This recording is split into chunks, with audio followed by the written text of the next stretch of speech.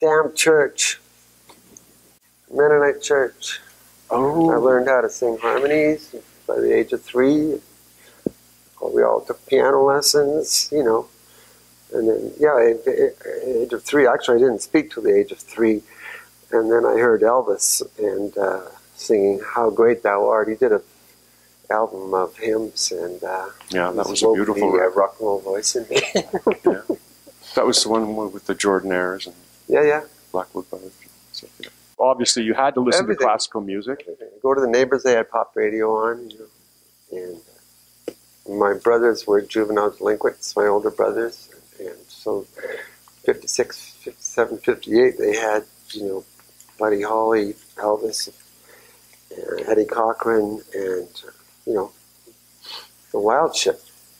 What was your childhood like? Did you have a happy childhood overall, or was it like everybody's where it's eventful? No, mine was perfect.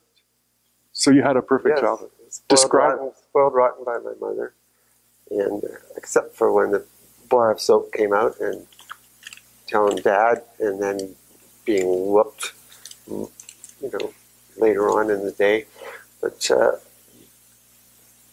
usually was forgiven of anything. And you know, I've been a hypocrite since that time, so I would lie a lot and point my finger at other people, other brothers, for anything that went wrong. In fact, my older brothers tried to bribe me with a bag of candy against telling about their smoking back in the wood we had. And of course, I told immediately, got the bag of candy, and they all got, you know, ostracized. That's the kind of person I am. So you were a bit of a squealer, eh? Yeah.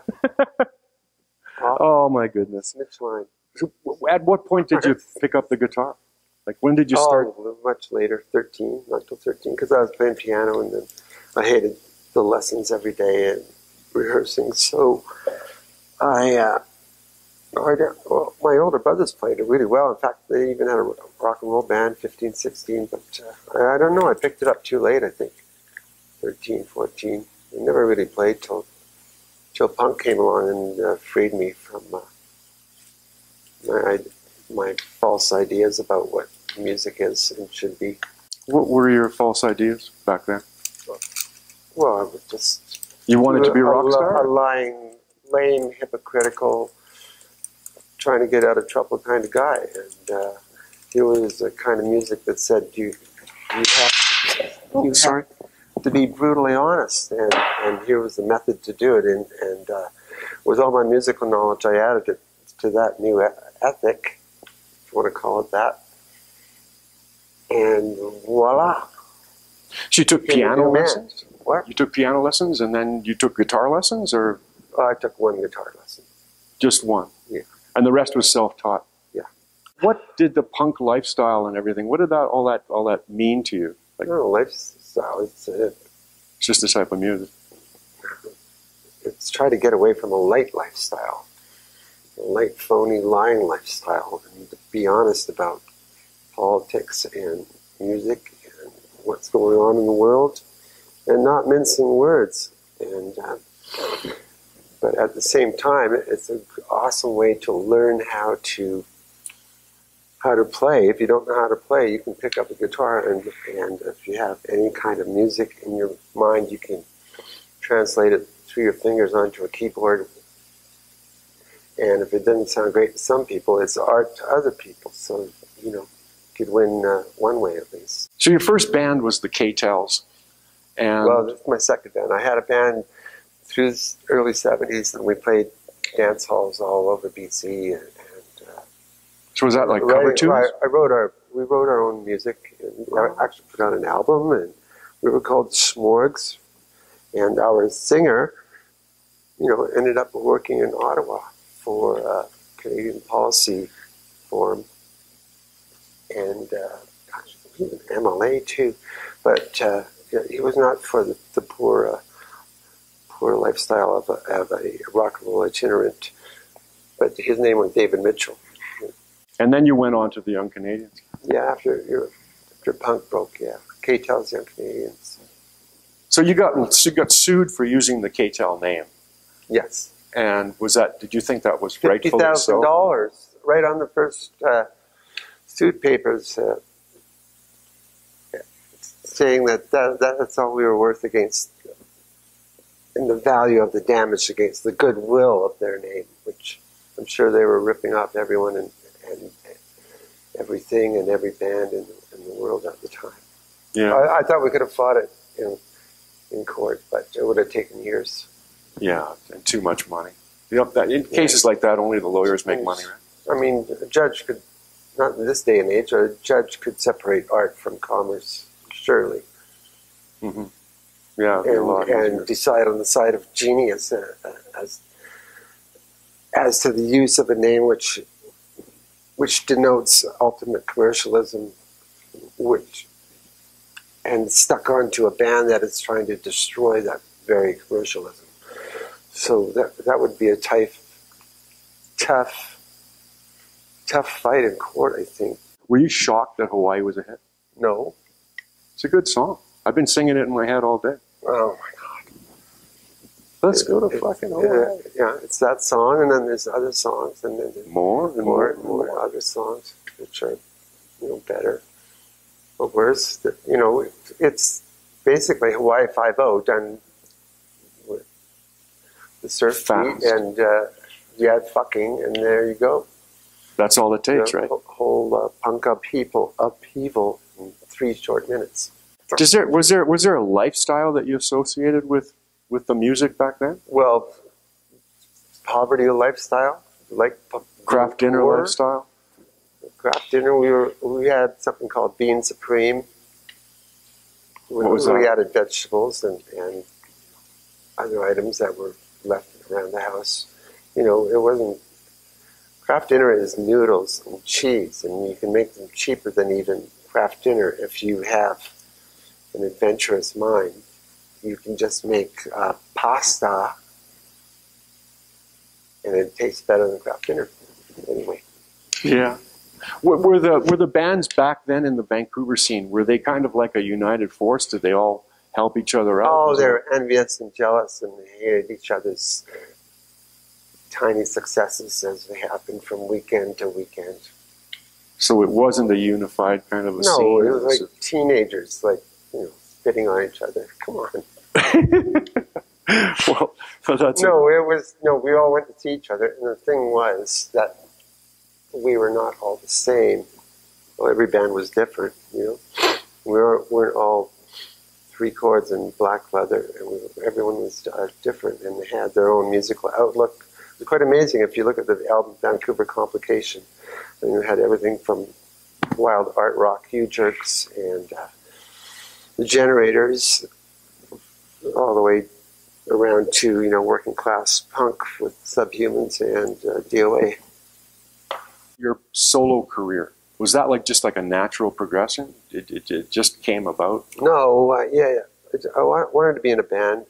I got that deal eventually with Duke Street Records, and at that point the band had the name Poison, and there was this awful glam band from LA with a similar name, so we had to dump that name. And so, I don't know, Sam Feldman talked me into using my name. He liked it. I didn't like it, but I'm okay with it now. You brought up Sam Feldman. He's a very powerful So manager. powerful, he let me go. Couldn't control me. I can't deal with this art shit. Did that end negatively? I mean, I've spent 20 years in the underground before Canada discovered me, so, I didn't give a shit. Yeah. I mean, this is who I am. You want to put me on a record label? It was stupid of me to even get sucked into that. But, everybody wants to be in showbiz.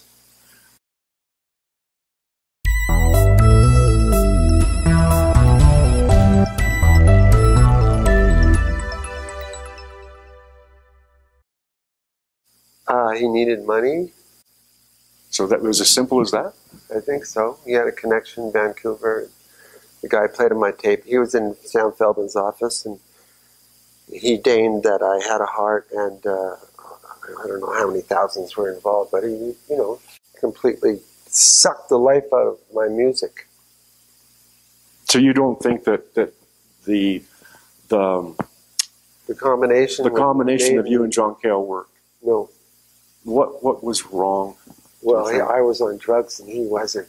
He had left drugs behind, and it was the book on the console of the studio was Soviet submarines in Swedish waters. So he was getting esoteric in his research. But no, he wanted. I don't know. Just didn't click. Nope. It just I was still a raging street person, and he was, you know, making dough and up in the middle stratosphere somewhere. The Apostate. That album I'm pretty proud of, yeah. Oh, for sure. Pioneers could have been called, you know, settler colonialism, part 13 or something. But it's what do I think about it? Oh, we've all just found out about residential schools, right? And well, you had that on the prior album. Slaughter of the West. And everybody knows now our whole history has been a lie, right? So that's what that song's about.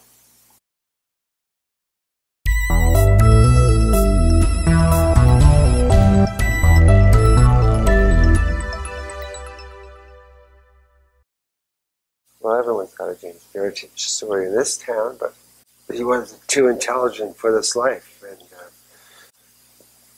and his body broke down, of course, and the guy had such a raging intelligence, you know, almost to the point of violence. Mm-hmm.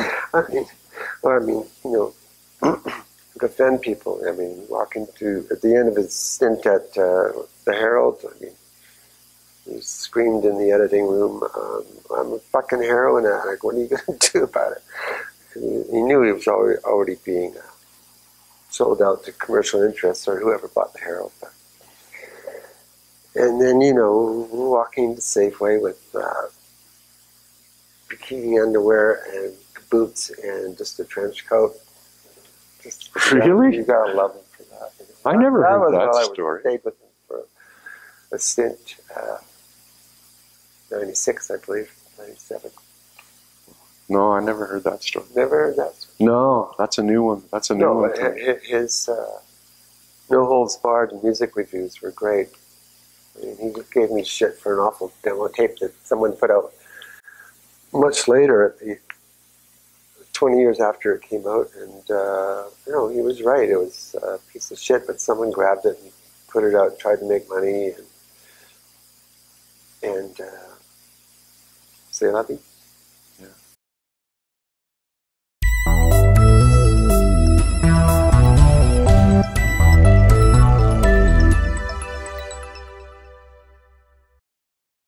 I've gone through several eras of drugs. At first, you know, gateway drugs, you know, marijuana, LSD. LSD everyone should take. But I don't want LSD. I didn't run into the heavier drugs till I was in my mid-30s in Vancouver. Were a lot of people dying back then? I mean, obviously No, it wasn't like it is now. No, it's crazy now. Yeah. They just do like Portugal, legalize everything, and people won't die. Well, I think that's the idea, right? First time experiment, kids are fucking dying. I mean, that's crazy. You don't die from the first toke of marijuana. One of my best friends from Vancouver just flew out to Toronto. His nephew, 23, died of OD. I think the negative there is that everything has fentanyl in it now. Yeah, cocaine, everything. Speed, it's all mixed up. It's just taking your chances every time. One thing I heard, and I want to hear a yes or a no from you. Oh, good. Was that you sold your Juno for drug money? No, I used it. Is that Who would bullshit? want that? You know, I used it as collateral. Oh, so it was you pawned it. Yes.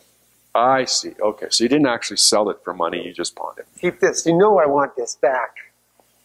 Well, of course, it's a fucking Juno. In those days, it was Oh, yeah, yeah, yeah. That. Skinny, like icy pyramid, long pyramid-shaped item, which you could put toilet rolls on quite easily. Let's talk about the new record. How many songs did you write for the new record? Not enough, apparently. Not no. It's an epic horse opera kind of thing. So it has sort of recurring themes in it, referring to the title, The Late Stage Empire Dementia. Explain that. Well, this is where we're at. Right now. It's a description of where society is right now. Yeah. So 100 companies are responsible for at least 70% of our climate change catastrophe at the moment. Mm. And then I'm ready for the room, ready to make room. Fit me out with my suicide belt. I'll take one of these guys out for you. Hate speech. It's a lot of hate speech in the album. So have you mellowed out over the years, or crankier? You're crankier, but my body won't do what my mind wants it to do. So I have to put out music to incite people. Did you want to talk about your health issues, like what's going on? Everyone's got health issues. I'm an old man talking about health issues. That's frightfully dull. Yeah, I guess it is. Yeah. So what's coming up for you? What's in the future for you? Aside from that. Well, record? if we get this out there, maybe we can talk Carrie Clark at Calgary Folk Fest to hire me next year. Well, I'm sure she'll watch this. So. Oh, really? Oh, yeah. Okay, good. I'm sure Terry Clark will watch this. Yeah. No, she already hinted at it broadly. So. But, Sorry. you know, it's my hometown, and they got to have a certain amount of hometown artists. Well, my hometown for now. But. What changed for you after you got married? Maybe you have a beautiful wife, and you've been married for, 25 years, 26, 27 years now? Well, at first, not much. She's as crazy as me. Well, I had a short chat with her, and she just said that she fell in love with your mind. Okay, there you go. Which is with her. She doesn't take shit, and she's my bullshit detector. And so I try to stay on the path of truth, instead of trying to cowardly slink back into old ways of prevarication and mendacity. Is the songwriting process hard for you, or is it just something that just comes easily? The music fills my mind constantly, and it's maddening, really. So it's just a matter of getting them out of your mind, getting them on paper. Translating into telling everybody what it's about, and trying to get everybody on the same page as to how to deliver that idea, or ideas that are in the song. What's the most beautiful thing you've ever seen? I look out every day, and I look out in the sky, and it's like, that goes on for 11 billion years that way, straight out. That's what I think about everything. The people are stuck on their devices with this digital illusion, and they're trapped. They're just thinking this is more important than the fucking universe out there, and it's mind-boggling to me that people don't know what fucking life is. What's your biggest wish for humanity? Less of us, there'll be more education, and the kids will destroy the system that's got us marching off a cliff, destroying wildlife at 200 species a day. What pisses you off the most right now, Art? Plastic. Plastic. Plastic in animals. Plastic in the sea. Plastic in the ground. We've got plastic inside our bloodstream now. I'm aware. And the miracle of Western thought has not delivered us from this scourge yet. What do you want to say to your fans, Art? I don't have any fans. You do. Come on. Everybody watching this, what is there? Okay, Is there well, a statement you'd like I to could make? say it You in know, pull my- on your ear. Just rebel or die inside. It's the end piece. So that's your advice to your fans: rebel or die inside. You know, you're just babies. Despair will be your suicide. Rebel or die inside.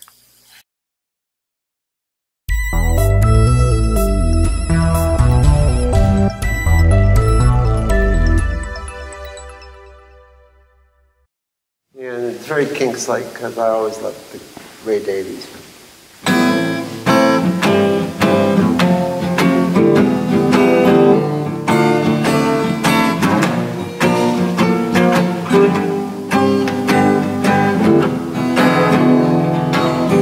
See the head rise in the post stadium skies. Hear the cheers from the stands. You don't feel the fear. You don't hear the cheers from the girls. Got the touch of the old man's hand. See the smoke rising up from cornfields. Heal bodies real. $1 million distraction and endless subtraction. It's just the death of the old man's hands. The death of the old nation. We'll make our own happy unholy day with the old pitchfork parade. Hang the king with the guts of his breeds. Heads will roll down Pennsylvania Avenue.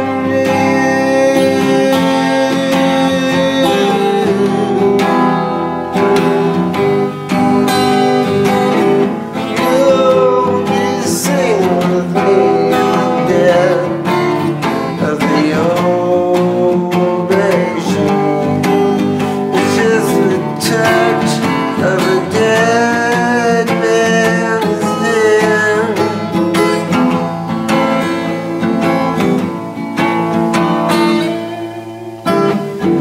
See, throw the kids under the bus. Collateral damage never makes too much fuss. Euphemisms for blood and guts. It's just the death of the old man's hands. It's just the death of the old regime. You'll be singing with me.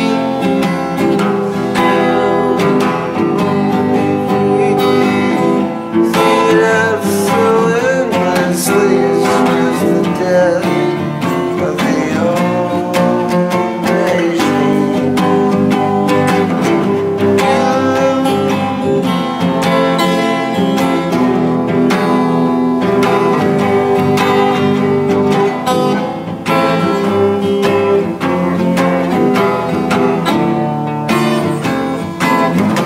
And we fade out.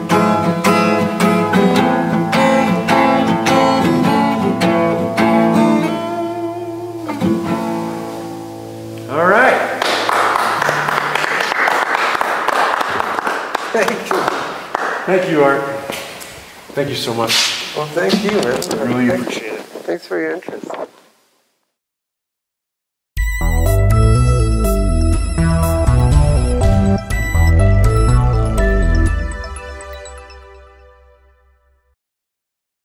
At first I wrote Exile on Main Street. The Played Stones. that all. 1971. Never took it off the turntable. Graham Parsons with Emmylou Harris on GP. Lou Reed, Velvet Underground. New York, New York. God, classic. Hole, Live Through This, mixed with In Utero. Kurt Cobain, my God. NWA, Straight Outta Compton. The best and only rap album. Patti Smith, Easter, Horses. My God, immense. Mm-hmm. And there's a little band in Vancouver that came out called Copyright that nobody knows about, and they made 3 amazing albums. Marquee Moon, Television, Oh yeah, always, that's a brilliant. always, brilliant. Lucinda Williams, Car Wheels on a Gravel Road. The White Album, my God. Billie Holiday, Strange Fruit. Replacements, Pleased to Meet Me. Replacements. There's a lot of really good music out there. That just bring it down to 5 is just not going to cut it, right? No, it's not. Can't do that. That's why I don't subscribe to that kind of listing of things. C'est la vie, Monsieur Guillotine. Heads will roll down Pennsylvania Avenue.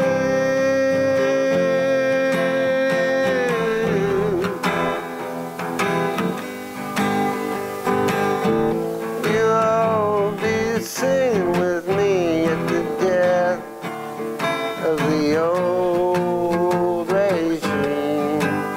It's just the death of the old regime.